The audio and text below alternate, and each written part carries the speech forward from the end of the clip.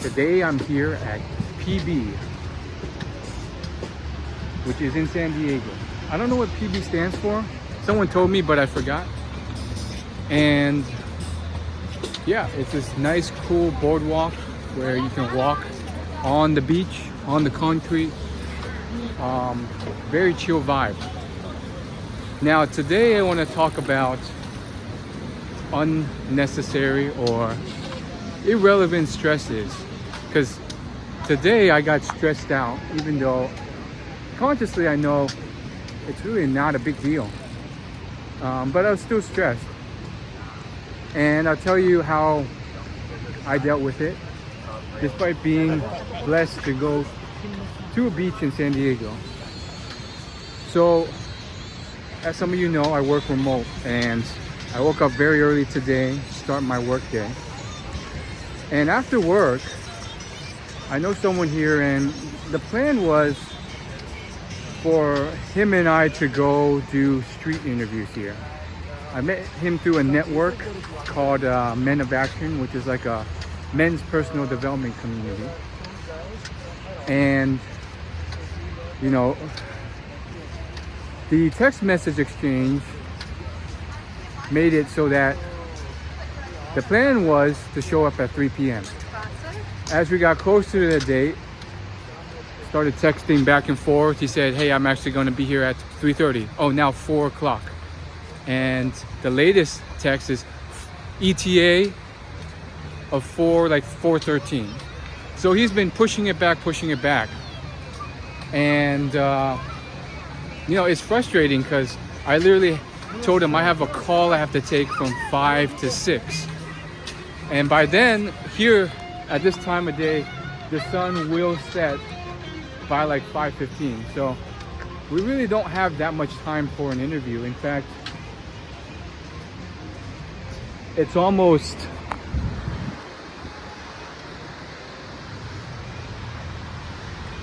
like gonna set at like 5:15. So we don't have much daylight left to do these fun like social media interviews.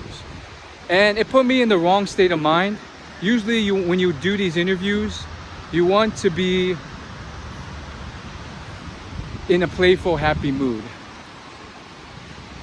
Look at that doggy. And yeah, despite the beach and the surfers, I just caught myself in a kind of frustrated mood. And through the text message exchange, I found out that, oh, it was miscommunication. He was actually saying that he wanted to be out by 4 p.m. But, you know, because of the exchange, there's misinterpretation. So he was saying, hey, I'll text you closer to 3 p.m. to let you know when I can get out of work. I thought, let's meet at 3 p.m.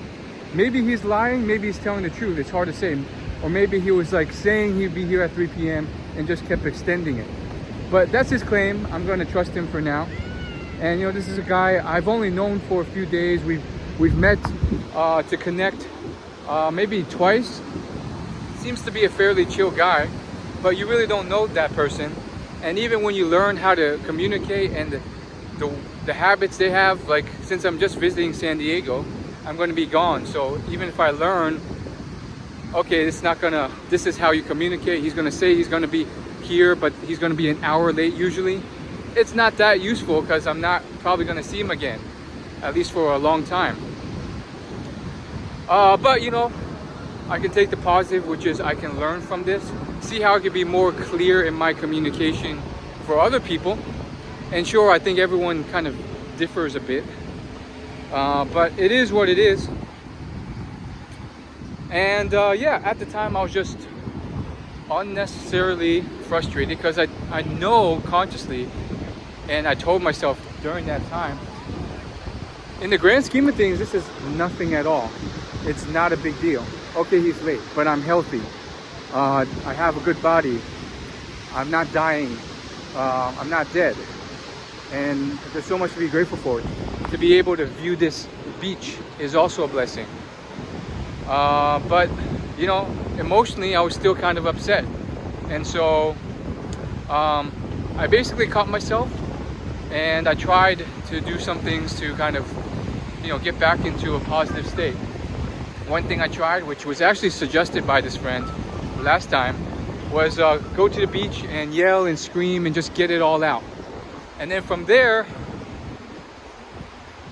you might be more loose, more relaxed, and feel good. So I did that, but it wasn't even a yell. I tried a few times, but I just felt super self-conscious yelling because there's so many people passing. They just thought I just thought they would think I was weird. But maybe I'll do it now because there's not that many people around, and who cares if they think I'm weird? I'll never see them again. And we're all gonna die at some point, so does it really matter? Okay, so I'm already feeling better, but let me just do a big yell here and just yell it out. I'm in San Diego and this guy is an hour and a half late, and I have to take a call at 5 o'clock and then go back to work because I took off early to come meet him, then do street interviews, and he's not even freaking here. And then by the time he gets here, and when he hunts for parking and finds it, we'll have 30 minutes tops to do interviews. Plus, you usually have to ask like 10 people before someone says yes, so we might even not even get an interview for social media. So that's me yelling. Let me try again because I felt like that was a bit of a cop-out, right? Let me do a real loud volume yell.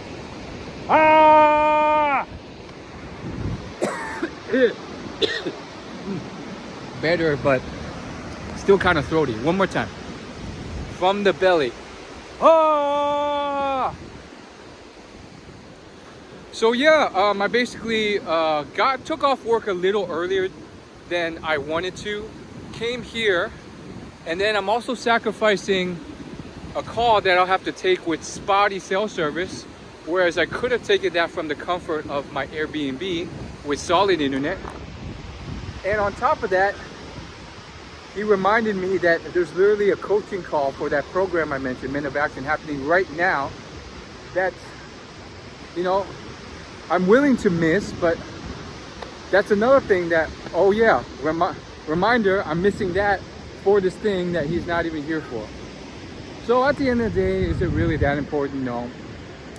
It's really just fun and games, intention to build a social media platform, develop my social skills, and freaking those videos won't even go viral or really do that much. It's just a small thing.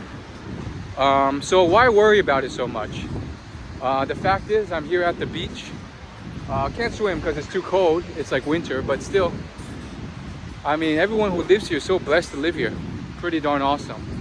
But at the end of the day, okay, so I drove 30 minutes to this thing. So this guy's super late. So what? I'm still on a beach. I'm still happy. I can still go home, knock out the work. And at the end of the day, what matters most is health and happiness and all this stuff. I'm literally, on my way here, I was literally listening to an audiobook by Jerry Weintraub. It's basically his autobiography. And I was going through a passage where he was talking about the fragility of life and getting prostate cancer or some type of cancer, and seeing his parents die, and people he knows dies, and his fear of death. And I'm like, geez, I should be grateful. And yet here we are. Anyhow, I think I'm starting to feel better now. Hopefully it's offered y'all some value. It's really not that big a deal, is my point.